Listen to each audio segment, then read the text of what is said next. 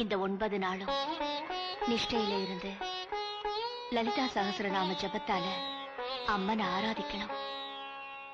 இந்த நவராத்திரி 9 நாளும் வாசப்படி தாண்டி வெளியே போக கூடாது.